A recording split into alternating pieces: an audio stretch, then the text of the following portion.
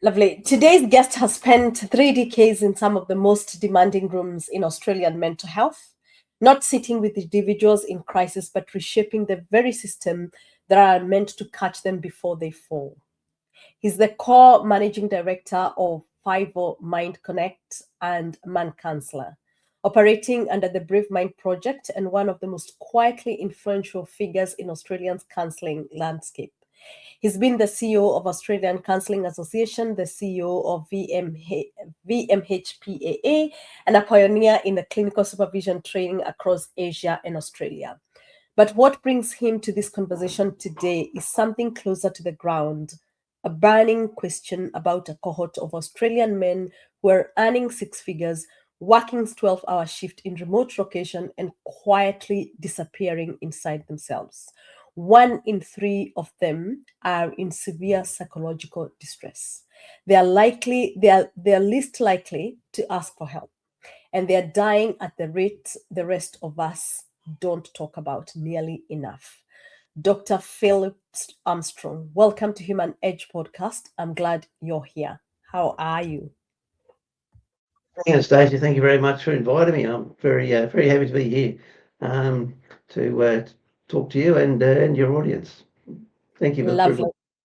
Yeah, it's a privilege and an honor to really be able to have this really important discussion with you. So, Philip, with over 30 years in mental health and counseling, you've worked at the highest level of the professional as a CEO, building training system that reached India and Asia.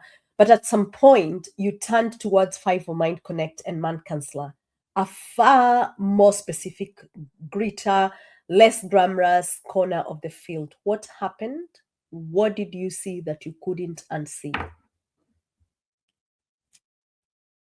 I suppose to be honest, it's it was a privilege and exciting to be a CEO of a national peak body and to build it up into being that, Mm, and quite a few of the other positions I held, but I trained to be a counsellor initially, and that was my degree. And working at those areas, yeah, you might be involved in policy and advocating and talking to politicians on this sort of thing. Um, However, you're not having that direct influence. You haven't got the hands-on actually talking to the people. And I think one of the dangers that you can fall into when you take on C-suite or even managerial type positions is you lose touch. mm, Um, you can forget what it was all about. You can get too involved in the politics, too involved in the money, too involved in what some might see as glamour, but actually it's hard work, even though you're doing a fair bit of travel and meeting all sorts of people. You can get a little bit taken away with that, get a bit full of yourself and forget what it's all about. And after I sort of left the ACA, I want to get back into working at the ground level and I've had a lot of men come to me and talk to me and contact me for issues. And one of the things that I've learned being a counsellor, particularly in a peak body, 75% of therapists are female, mm, 50% of the mm. population is male. A large proportion of the lecturers at the universities are female. Um, there's not a lot of males. It's a bit like teaching to a degree. Mm. And I could feel it. There was a lot of males who were very discontented with counselling, not because counsellors weren't trained appropriately or because they were women, but there was a lot of men who wanted to speak to men. Right. I'm sure a woman can relate to that. There are certain issues Mm, that as a woman you would prefer to speak to a woman. So it's not a criticism, but it's mm, just the fact that there wasn't a lot of men counsellors out there, and so the more I looked into it, the more I realised that men, we've got the highest suicide rates. India is one of the only countries where the female suicide rate is similar to the men's, but most other countries, the suicide rates of men is far higher. mm. And we also have lots of services for women, and so as we should. However, I don't see any equality there. There's no men's health centres. Um, Yeah. we don't have lots of services that are specifically for males. And when you look at things like DV, domestic violence, significant portion of perpetrators are men. Yeah, we don't hide from that. We acknowledge that as much. Mm, Um, but what services are there for them? I mean, we need to be nipping these. We need nipping in the bud. You can't nip it in the bud unless there are services available mm, for them. So I thought I'd get into men's services, and as I did, my son, who's now in business with me, he worked in the mines. He was a camp leader, running camps of 500 people, and he was constantly coming to me and saying, Dad, there's, they're mainly men working at the mines. So it was only about I think 3 or 4% of the people working the mines were female, and he was saying, a lot of the blokes are not only having major problems with relationships, gambling, mm. pornography, but again, suicide rates. So I thought, well, if I'm going to specialise, I think I might have a look at that scenario that I have some knowledge of with mental health, and my son has got lived experience over 10 years working in the mines. So we Yeah. combined services. We combined our joint knowledge, and we found that if you put it together, his lived experience and working in the camps and my experience in mental health, we were able to put together the FIFO Mind Connect program Yeah, through yeah, Man Council, and yeah. so it was primarily that was the reason, or that was the journey. Yeah, oh, amazing, amazing. It's important. And I think you make a very great distinction there that we can't do equity, equality work without really one of the gender. And it's great that we are advancing women, and it needs to be so, as you rightfully say. But at the same time, if we, particularly with domestic violence, and I do like that if we leave then the perpetrator behind, then we're not resolving anything and we're not going anything. And we also do know psychologically that men tend to harbor issues. They don't talk, and so we end up with the situation that we see because it's a lot of pressure that is just sitting there without anywhere to get out. They won't talk to somebody. I have to be strong. Society, I think we've brought this to ourselves because we say, men, you're not strong if you talk, you're this, you're weak if you do this. So it's amazing to see somebody who's focusing on men. However, given your history, your experience, you could have focused anywhere: women, youth, corporate burnout, anything. But you've oriented your work to the your most recent work, squarely towards men in FIFO industry. For an audience that actually may not be able to understand what that looks like, what the world is all about, what is it about that is specific combination of maleness, remote work, high income, high physical danger that creates such a perfect storm for the kind of suffering that goes unseen? And I mean, pretty much that.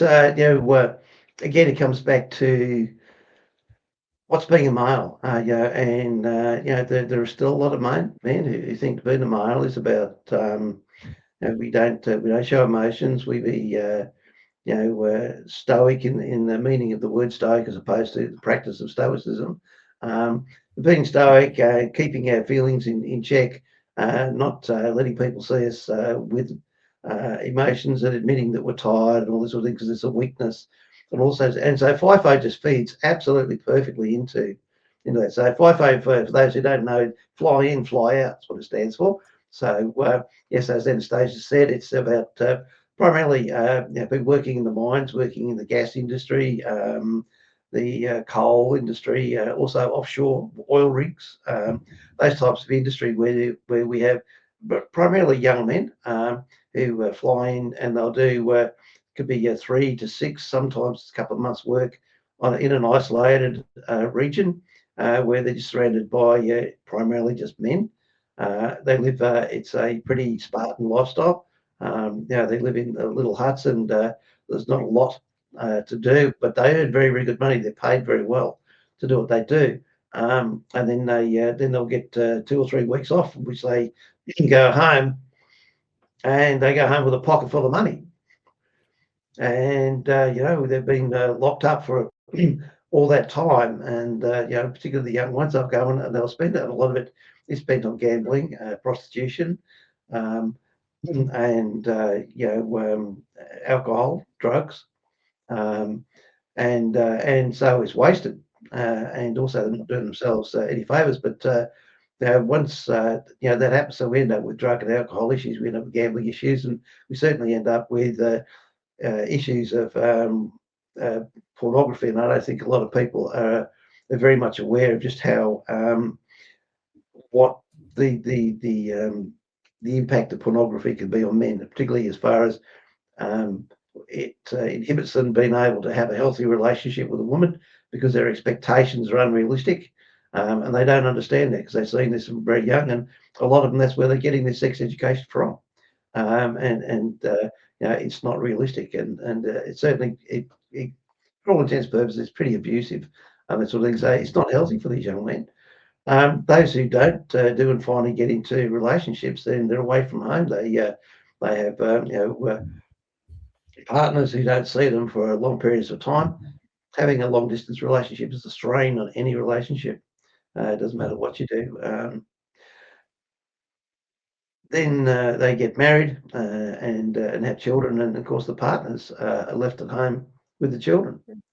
Again, so they're doing long stretches, and so the partners end up with issues of loneliness and this sort of thing. And one of the most common things that I find is that the problem is that when the young, primarily it's young males, when they go home, what they want to do is rest and relax, but they forget that their partner has had time resting, relaxing. The partner's been working a lot of the time. This is double income families, but the partner's working, and so the relationships start to fall apart because the worker gets home and thinks they can just relax. Well, that's unfair on the other partner. You can't just relax, even though you've got time off from work, because life doesn't stop. And so that's the start of it. And so it's a pretty insidious sort of road that they go down. But this and this isn't all. A lot do survive. Um, but there's only as a lot of the mining companies are now starting to realise that they need to be putting in psychosocial services, and things like 5 Mine Connect is that's exactly what it is. It helps with education and psychosocial and welfare. So it's about how do you maintain relationships whilst in these sort of jobs? These jobs are needed, um, and how do you help the partners also? Obviously, it's not just the workers. We've got to look at the partners as well, and understand these people are living in isolated areas. Even when they do marry, particularly in like West Australia, they can end up in the Pilbara, which is quite an isolated regional area. And so the families can be isolated as well, isolated from family and support mechanisms, hospitals, daycare. So it's a challenge for the entire family, not just the worker. Yeah, so that raises two areas that I want to talk about. One of them is, I think that you referred in the fiber world, this would be called the golden handcuff, where people really don't talk about these things because they're afraid, they're scared of losing their job, they don't want to be seen as weak, they have to be stoic, as you talked about. Talk to us about how you see that impact young men, and how do you help them actually just get out of that world of thinking they cannot speak to anybody. Yeah, and that's a tough one because we do find a lot of self harm, and there's uh, not only suicide, but the accident rates are high because of tiredness, and also stress, anxiety comes into play, and so they are not as careful as they need to be. And you can imagine when the accidents happen on these sites, they're pretty horrific. They're not small, and so it's so how do we look after them? I mean, that's about education, but the problem is that a lot of the men, and to be honest, actually, the young ones now are getting better, but there's still this problem that you don't show your emotions on site, you don't talk about your family issues on site. There's still this manly myth that we don't share with another man that we've got relationship issues because that may mean that we're weak, we can't maintain a relationship, and we don't want people to think those sorts of things. Um, and so, but there's also the concern, and that runs uphill as well too, because you don't want to be telling your team leader or your upline that you've got these issues, because you don't want to lose your job, and you don't want to be sent home. These jobs can be very competitive, and so they want to keep them because of the money. Said it's quite a very good pay rate. So all that has all different types of implications. But then what you have is that stress and anxiety starts creeping in. Depression is a big one, starts creeping in, because you can't internalize things forever, and that's what they're doing, is internalizing their feelings and their emotions. And but there's also, on top of that, to make things worse, you've got to sleep deprivation. So sleep deprivation just makes things worse as well.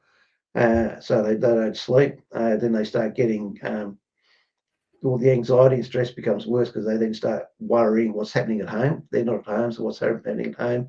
And again, the lack of ability to talk to each other, but also it's not just a lack of they don't want to talk about it. Also, you've got to remember that on these camps, they're working very hard, and they're exhausted, and so there's not a lot of socialising going on. They go to their rooms, and they sleep, and they get up to go and work, get back, sleep, get up, and the sleep is pretty broken, as you can imagine. There's lots of noise in these camps, let alone all the machines and everything else. So sleep is not very good. So the anxiety and the stress builds up, and you do find they start burning out. That's why a lot of them are young, and they go in there with predetermined periods of time, because the it's more that the not necessarily the physical, but certainly the mental impact of working long periods of time under such stressful conditions. On top of that, eternalizing your personal issues as well. Then isolating yourself, because you then don't want to start speaking to people, and it's just a slippery slope. Right. You also talked about the partner who get left at home, obviously carrying the burden of their family. If there's children, there's the partner who's emotionally present for the children, etc. How is it that you incorporate the partner in the counseling? Because then it can be one way, you have to bring them together or be able to bring them to the journey. How do you do this? That's it's an interesting one, because I do EAP work as well, so employee assistance programs. And on the EAP, I get a lot of the wives actually ring, and they want to talk about what to do when the husband gets home or the partner gets home, because they know they're going to be tired, and they're going to they have these relationship issues and challenges, and so it's then about trying to get both of them online at the same time. Whereas actually in the private practice, we have the men ringing up in the private practice, wanting to know, look, I don't want to go home. It's not that I don't want to be with my partner, but I go home, it's just more stress. It's just stress of a different type. And my partner's very demanding, and this, that, and the other. And so it's about then talking to them, well, okay, put yourself in your partner's shoes. They haven't seen you for a while. The kid's going to be excited if you have children. You just want to rest, but everybody wants a piece of you, because dad, husband, partner is home, and they haven't seen you for a long period of time, so they're not going to understand that you're under all this stress or anything else. So the point is, and we say both the partners, because a lot of the time, women don't necessarily internalize their own emotions, but what they do is they don't talk to their partner because they don't want to upset them. And not because they're frightened, they're going to get violent or anything, but because the partners come home, they're stressed, they're tired, they've been working hard, and so the woman then takes on the burden of the emotions of the family and her own stuff, and doesn't want to talk to the partner, because she doesn't want to burden him further. And then so you've got the partner sitting there, and he doesn't want to burden his partner. But they both want to talk, and all this is just building up until usually one of them breaks. And a lot of the time, and statistically, if you look at the separation rates in Australia, it's the woman that speaks up first, or decides that the relationship has got problems and something needs to be done. So a lot of the time, it is the women who then tell the men, look, there are issues. We need to do something about it. And so the men then go seek private services from like man counsellor, for instance, and ring us up, and And what we try and do is talk to them about their issues, but we always try to bring them together. And that's, I think that's the secret is, and it's the most difficult part is trying to bring the partner in on the counselling as well, because it's not a one-way street. You can't fix an individual in a relationship because a relationship's two people. Yeah. Yeah, it's that's just how it works. So that is the difficulty of it all is how to get them both, and then it's about it's all about from then it's communication really. How do you get them to communicate effectively and positively, understanding each other's position? So as a counsellor, you're not only doing that, you're actually sort of you're also playing sort of devil's advocate for each. So you're trying to get them to each understand how the other one feels to get the ball rolling. And once you get that doing, they then get the gist of it, and things start to become a lot better. But it is interesting when you do go down that road. What comes out, and usually both have the same concerns. Yeah. Always the case. Phil, you've done this for a very long time and you've done it at different levels. You've been at the system level, you've been at the management level, you're now doing it hands on. What is a story, one story that has stuck with you as a human that has stuck with you? Well, gee, there's been a few.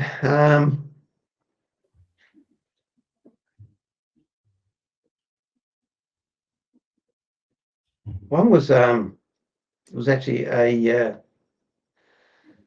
family who lost their son suicide, and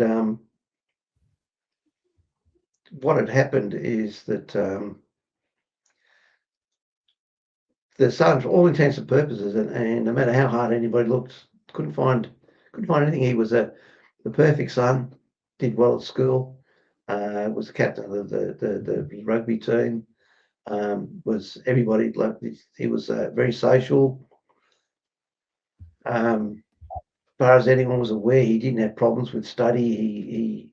He didn't show any symptoms or signs of stress, depression, or anything like that. And his girlfriend said that he never saw it, and so there was nothing outward as to what the issue was, and no one could. And he wouldn't say anything, and then the family even got a private detective to see if it was what was going on. If maybe there was something happening they weren't aware of. Was it drugs?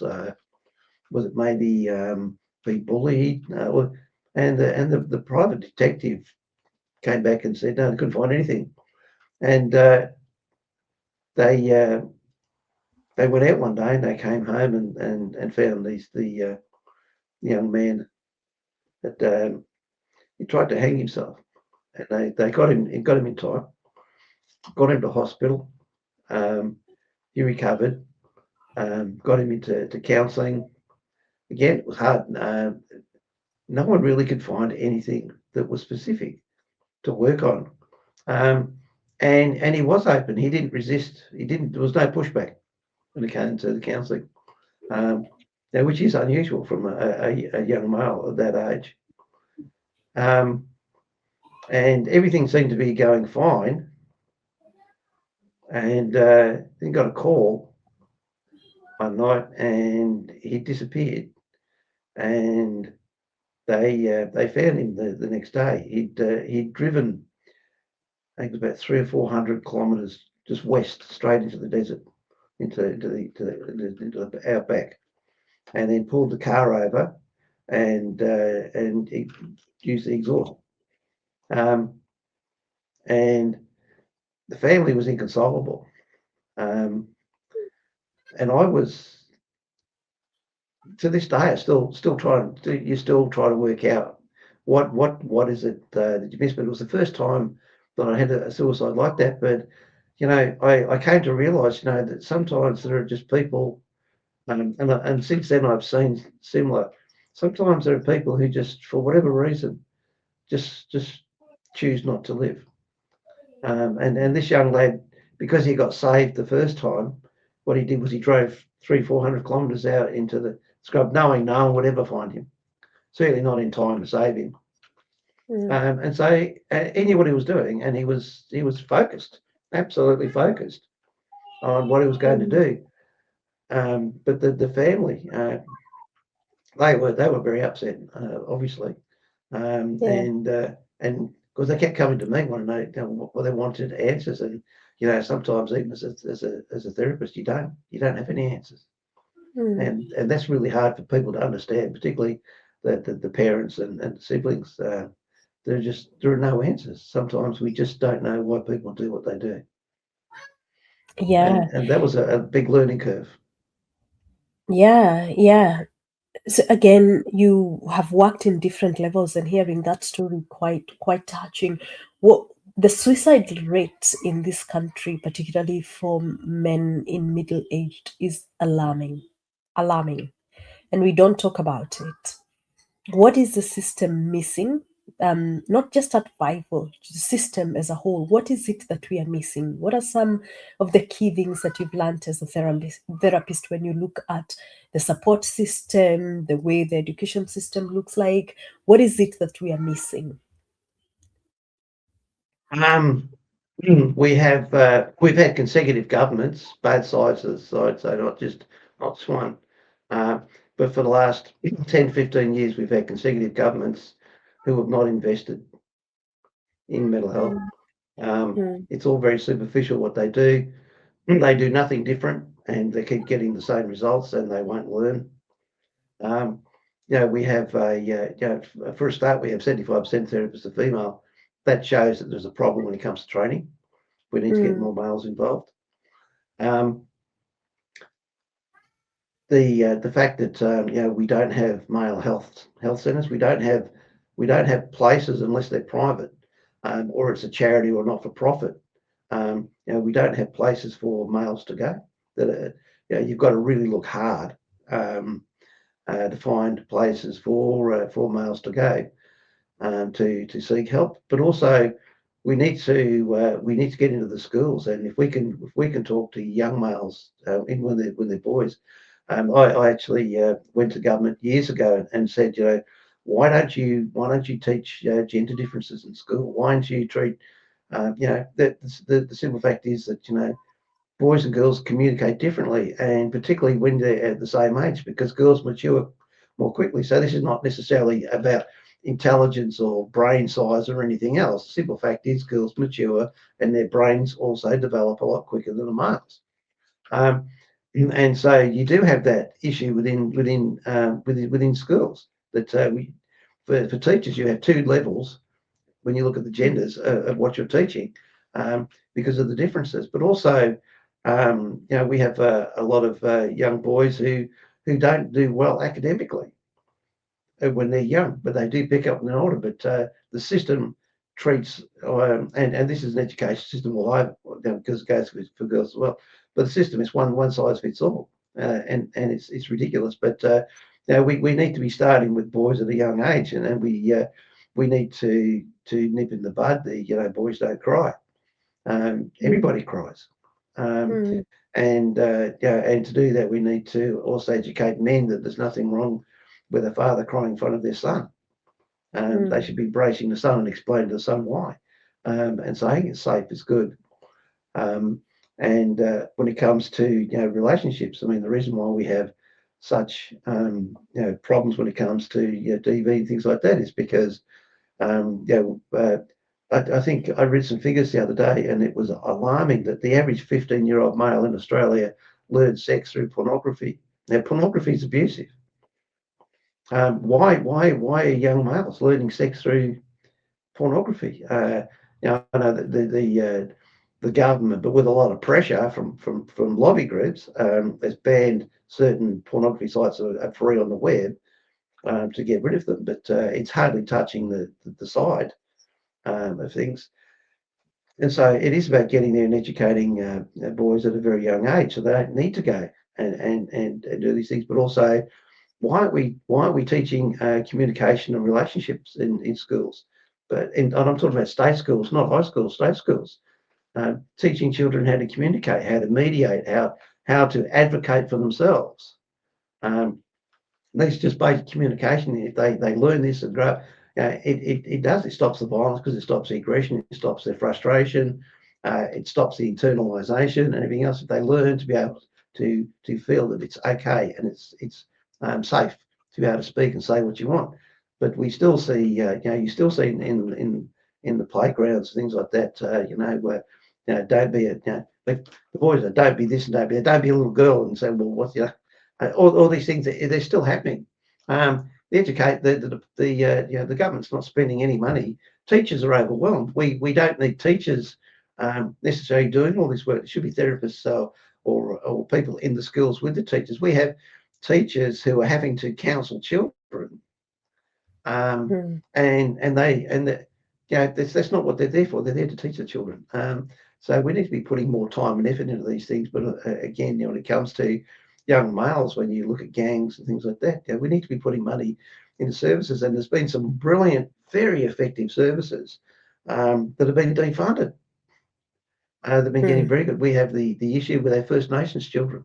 We have issues with immigrants, particularly when we get refugees from Sudan, countries like that. They come to Australia, and these kids are traumatised. These kids' survival is violence. If you're not violent, you don't survive in these countries. And they come to Australia, and then we just throw them in the community and say, get on with it. And then we wonder why they form gangs and they get violent. They're doing what's natural.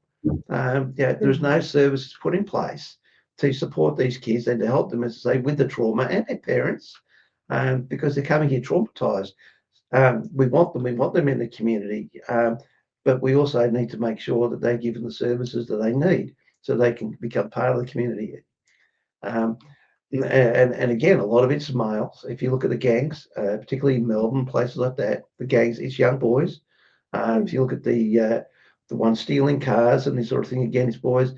Again, I think it very much it's there, and it's there for people to see. You can't argue the fact it's lack of services. Otherwise, we wouldn't be suffering from these things. And it needs to be. We need to have some more gendered type services. But also, we have the LGBT, so we're not going to miss them out as well. They also need services that are specific and culturally correct for them and their issues. But it does come back to the government. We have psychologists are overwhelmed. There's not enough psychologists out there. Counsellors are underemployed and underutilised because the government won't give them access to Medicare rebates. The social workers, they're overwhelmed. I get so many mental health workers coming to me with burnout. It's just incredible. And when you listen to their stories, the amount of people they're seeing and the clients. So the problem we've got is we have the therapists, we have the mental health workers burning out who are there to try and help all these other people. And again, they're underpaid, one of the most underpaid professions in the country, working in mental health. And so it's not attractive to come into the industry because you're going to you're going to be on a low pay, but you're going to be having to look after violent children, violent adults, people who need medication, people who are just having a hard time. And there's lots of those right now with mortgage stress. That's pulling families apart. There's just so many issues, and so there's no one issue, no one. It's very, very broad. But until the government starts to invest, the government blows billions of dollars on submarine contracts that don't come to fruition, and we could have funded the entire mental health service with that. It's just I think we have governments that lose any sense of priority. They're more interested in surviving 3 years. I mean, if we had mental health plan and strategies, and it was a 10-year plan, and the government invested it and stuck to it, a 10-year plan, we could hit on the head a lot of the mental health issues in this country. But it won't. It brings in they come and go every time we get a new government. It wants to change everything, and just when everyone's getting used to it. But and the same with NDIS. 1 minute we can help kids in NDIS through NDIS, but the next minute we can't. And so we have families. I know one family been working with, and they just had all their funding pulled, and they've moved and they've sacrificed to get the funding for their they've got two special needs children, and they've got all these services in place, and the government's just pulled it, and they're just stranded, don't know what to do, because they've Yeah. committed to all these different services. It's Mm. I could go on all day. It is obviously multifaceted. There's a lot of factors that we need to factor in, and that brought me to four things that I really need to. I want to really at a high level, because obviously we can deep dive and look into these things deeply. Yeah, Let's leave government aside. Government is one, and government hasn't funded, and we know where the issues are. But it's not only government. Let's come to our homes. What is it that we're not doing in our homes that we could be doing? What are the dinner conversation we should be holding with children when they're young to really build the foundation that is meant to be built that we're not doing? What's your take on where family sits in all this? I think lack of family is one of the problems. Most of the people I speak to don't sit down as a family and have dinner. They're double income families. They play tag. One comes in, one goes out. Then it's about who's got time to do the drop off and pick up of the kids. So they're too busy managing that as well. So they're not sitting down and having dinner, and that's one of the issues. We need families to be sitting down together, having a meal, and openly talking about what did you do today? What was the best thing about today? What was the worst thing about today? What can we do to help? Are you having problems if it's school age children? What subjects did you do today? What are you struggling with? What's happening in the playground? Are you having fun? Having those sort of discussions, but as they get older, it's also about introducing discussions such as the introducing sex. Having sex has been a safe subject to talk about, and how you do it, and how you do it.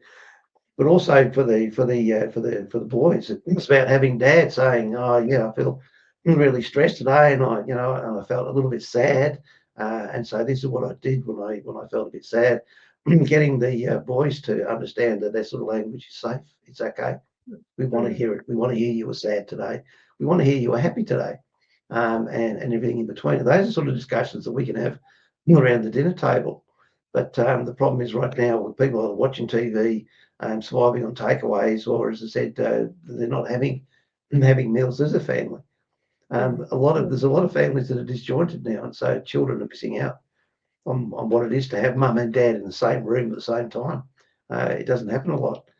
Again, this comes down to more stress and all sorts of things. So, but certainly the thing that needs to happen at the family table is to be talking with the children and talking naturally about all sorts of subjects. No subject should be off the table, and there should be there should be nothing punitive about subjects. All mm, subjects should be safe, and there should be no putting down or shaming or telling them they're doing the wrong thing or anything else. It's just about listening, letting them talk, and as I said, every subject's on the table. If there's you got a family and that there's boys and girls in the family, why shouldn't we be talking about menstruation? Why should mm, boys not know about that? mm. Um, yeah, 50% of the population have it, and it does impact on relationships. And you need to understand how it impacts on relationships. You need to understand about hormones. I mean, the jokes that you hear young males make about girls and this sort of thing, and it's ignorance. And just by the nature of the jokes, you can tell they're uninformed. They really don't know Yeah. what they're talking about. And so these sorts of things should be discussed as well. And I think that's the secret about having discussions around the meal. There shouldn't be anything that's off the table, because Mm. kids need to know everything as much as they can possibly know, and they need to know it's okay to ask. And asking is the primary part about it. Is it safe to ask? Child shouldn't be asking that question. They should be asking the question, not asking, is it safe? Is it Yeah. okay? And I Yeah. think And if you can do that, get that. yeah, having the safe discussions at home, because I really think a family is a very strong foundation of all this. But then let's move on to education. We talked about education and teachers and stuff. There's been a lot of discussion whether we need to have single sex school, mixed schools, what need to be going on there. As a therapist, what your take? It's a hard one because I read a lot of research, and some of the research says one thing, some says another, and so it gets a bit confusing. I think we should. I think we need a system that gives us choice.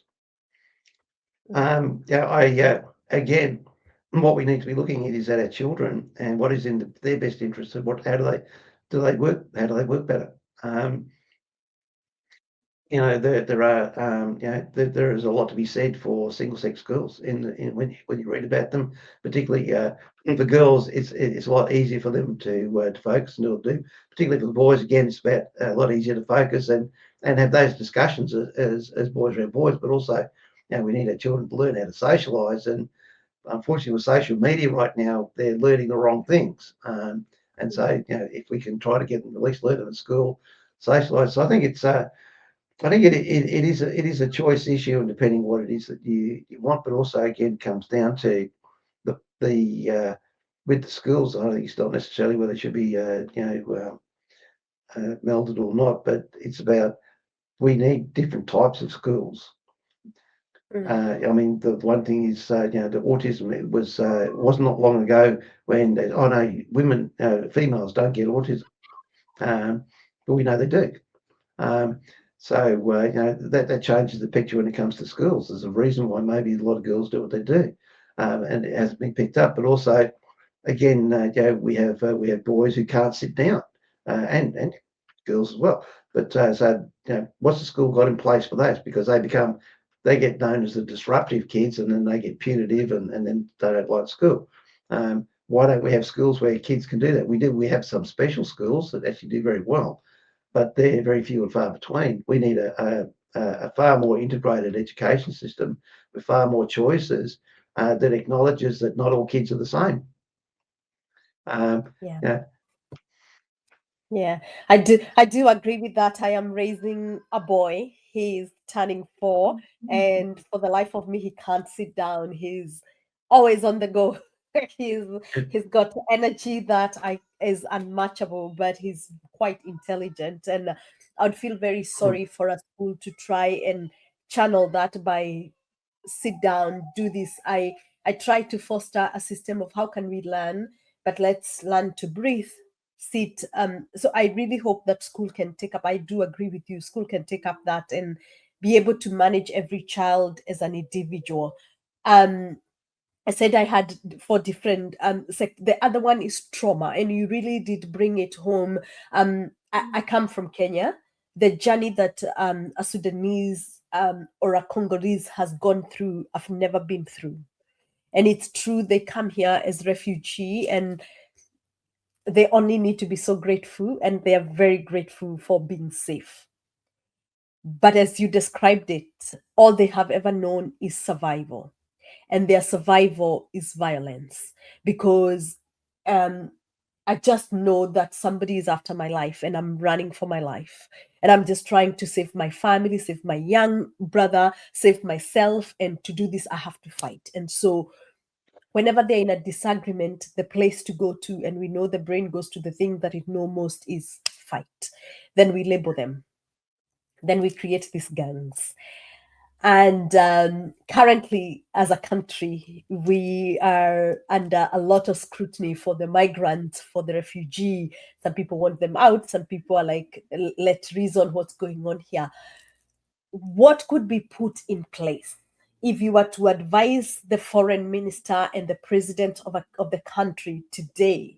What are some things they need to put in place? Because sometimes what I find is the value system is not aligned, but also there's trauma that hasn't been acknowledged and dealt with accordingly. So, as a country that has agreed to take in refugee, what is it that the president of this country need to be talking to his executive, saying this is what we need to look at?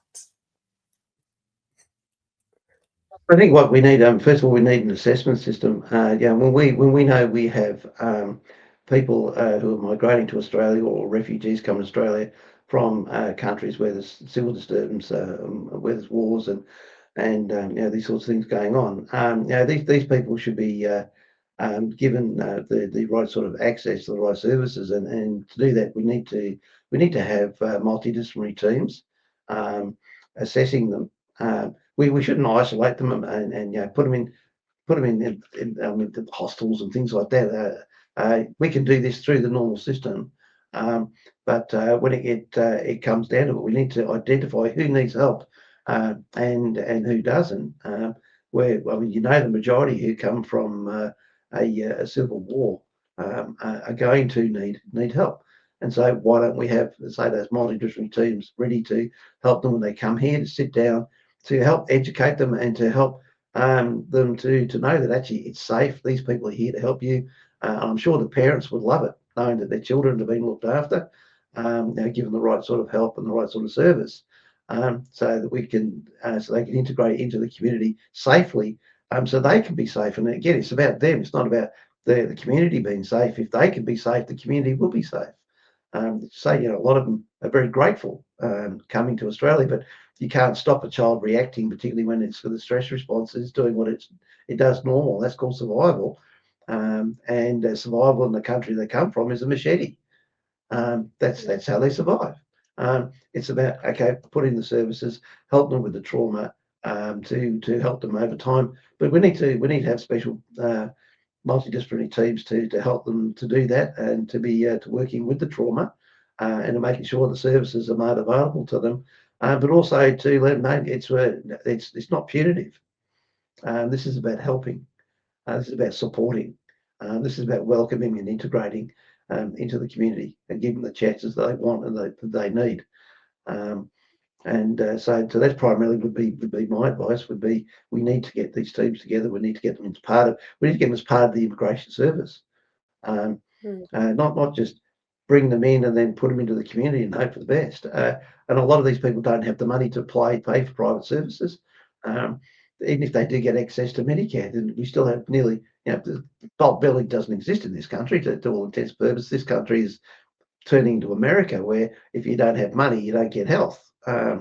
Again, we need to be sorting that out too. These people, and a lot of Australians also, should be getting access to proper professional free help. But those are the services I'll be putting in place for anybody coming from overseas into Australia. Would be, as I say, looking at their mental health, and by doing that, we're also need to looking after their health too. I mean, you can't really, and this is something else. You can't really separate mental health from physical health. Now they do come together, and so if they have mental health problems, there's possibly physical issues that need to be addressed as well. So we have to do it holistically, but also we have to make sure it's culturally respectful as well. Right.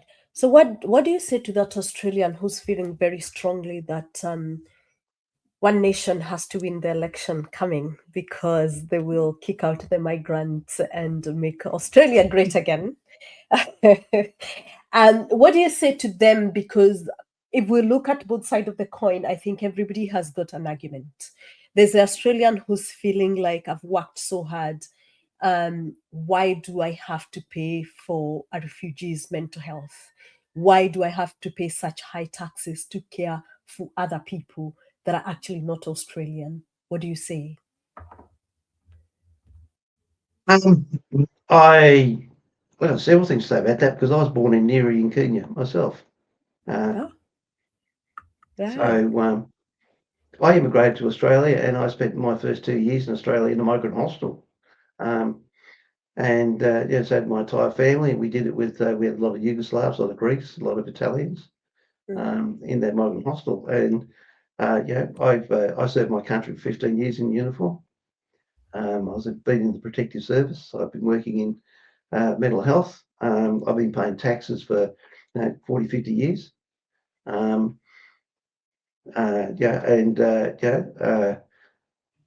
I would say I've contributed greatly to the country, but I've contributed as best I can. And I think there are people in Australia who are better off for my contributions. None of that would have happened if we had no immigration policy. Okay, people say, "Oh, yeah, but you're white." My colour's got absolutely nothing to do with anything. I was an immigrant, and I lived on a hostel which was paid for by the Australian government with the taxpayer. Same principle, doesn't change. We know housing in this country is not an issue. There are more empty homes than there are homeless. It's just that it's the way they're used. It's the way they've been spread around, and a lot of them are empty and maintain, are empty for 9 months of the year. So it's not a housing issue. I had this out with some people the other day, and you don't look at the data. I'm a researcher. Everything I do, I support with research. I'm published, and I spent years researching what I get published about. The data just doesn't agree with it. The data and the statistics just do not agree with it. It's there. The problem is it is the way that it's been handled by government and local services, but also there's a lot of misspending in this country. And I brought up the submarines for a start. We don't have a money issue in this country in the fact that the country's lacking in money. We're a very wealthy country. It's how it's spent. Absolutely a lack of accountability by politicians. If I had spent money like some of these politicians do, and I was in private business, I'd be in jail. I'd have broken the law. The amount of money that's lost and through no accountability.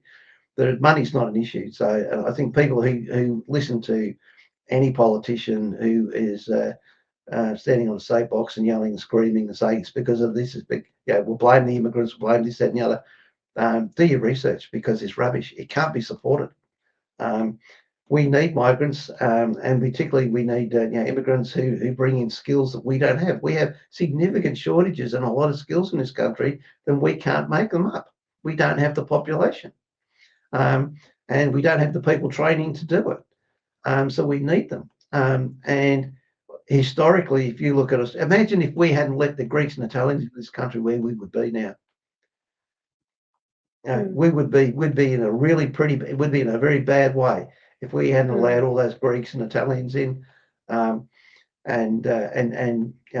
all the people from Europe after the Second World War. They were all immigrants, and most of them were traumatised. That I'd have been part of the war or had parents and sons and mothers and that who served. Look, it's the immigrants are nowhere near the problem in this country. It is rebel rousing, and it is a very simplistic way to redirect real problems into areas that people can tangibly see and get upset about, and blame other people. And that's all they want to do. They just want to blame other people, as opposed to, why don't you do something about it? Get involved, start doing some charity work, do volunteer work in the community, get out there and actually do something about it and stop whinging. And if you've got problems the way certain things are, get involved in politics. There's by way not enough Australians get involved in politics.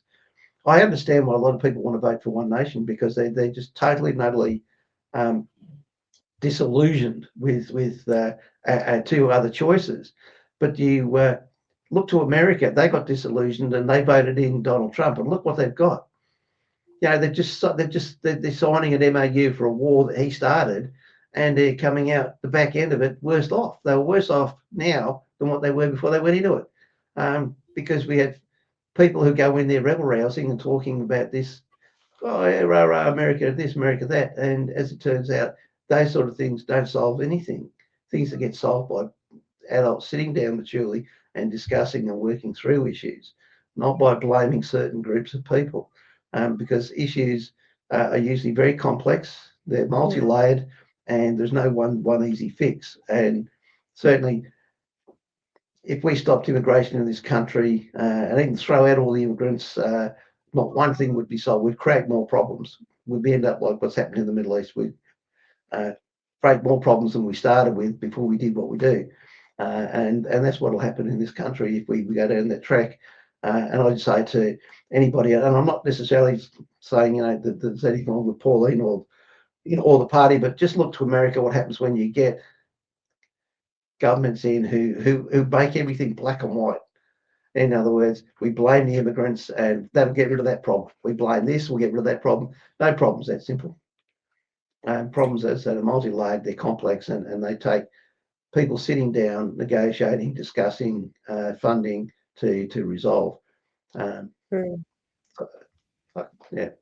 I'll slow down. Yeah. I'll quiet down.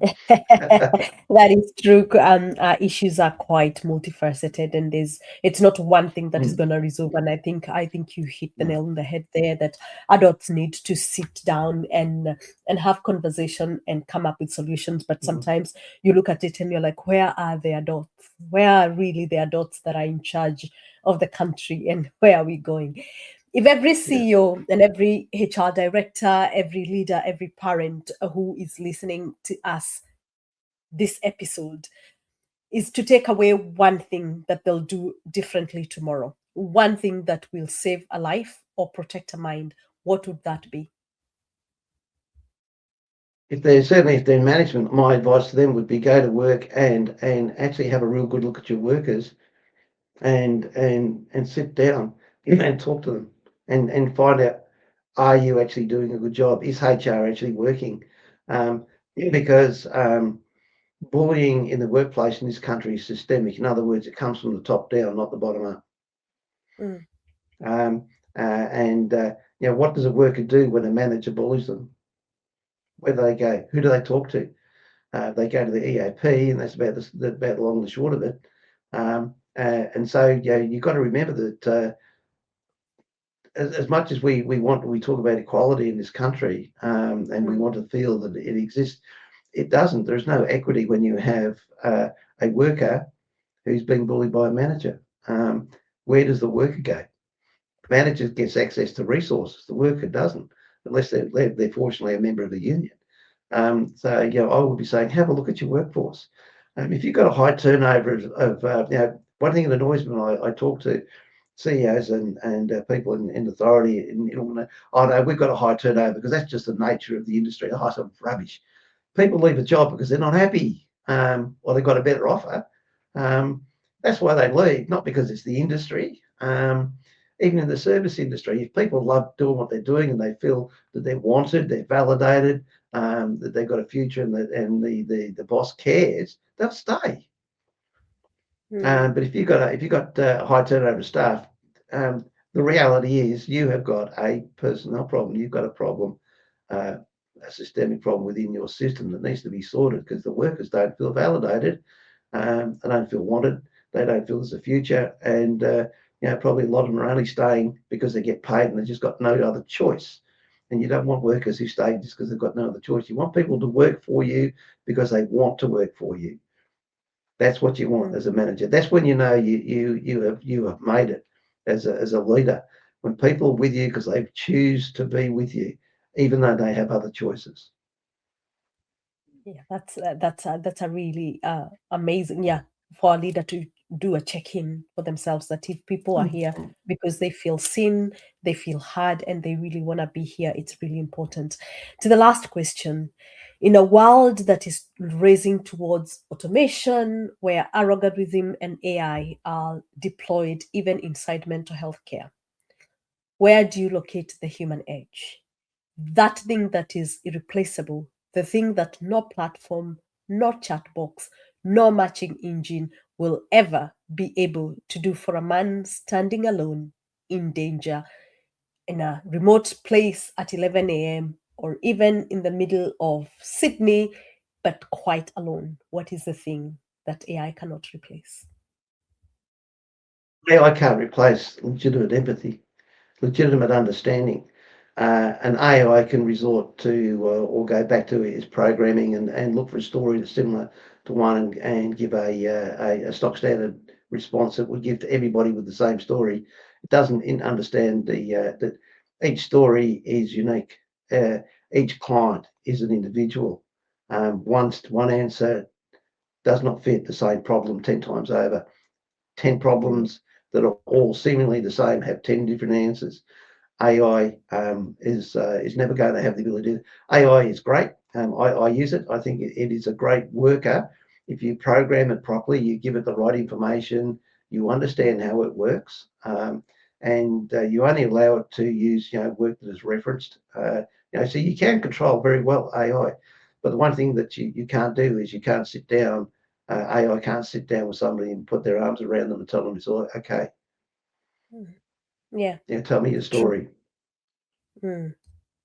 True human touch. Phil, And what you've given also, us today. Yeah, yeah, and it's not always just touch. It's walking with somebody. We do bush therapy. Go for a walk with somebody and they feel good. Just yeah, doing that, you can go with a boy or a man. You can just go throw a rod in the lake. Doesn't matter if there's fish in there or not. Just standing mm, next to each other. That human connection. You can't get that with you can't take a computer with it. Give it a fishing rod. Um, it's you got to be there with it. Same with going for a walk. Even when we use animals, equine therapy, we use dogs. yeah, Because we as human beings, we need living flesh, blood connection. It doesn't necessarily have to be touch, but we need connection, and you can't do that with a computer. true. We are wired for connection. There is no doubt to Yeah, that. We are totally wired for connection.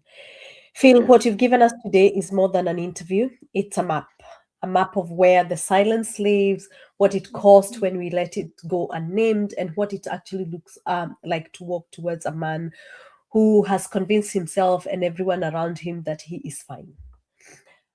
Five Mind Connect and a man counselor are doing what conscious leadership demand, showing up where it is heard, where it's unglamorous, where a pulse is quieter, and that to me is the human edge.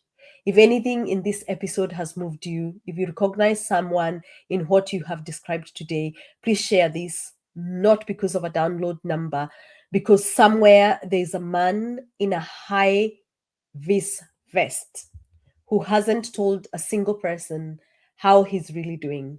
And this episode might just be the thing that makes him feel less alone. To our listeners, you're the human edge. Leading accordingly. Until next time, I am Anastasia Wainaina. This is Human Edge Podcast. Phil, thank you so much. Thank you for your time. Thank you for your generosity. I am in awe of the work that you're doing. I think men are special. They make the 50% of our world. As a mother who's raising a son, I'm honored to hear a man who's willing to stand and fight for men. Thank you.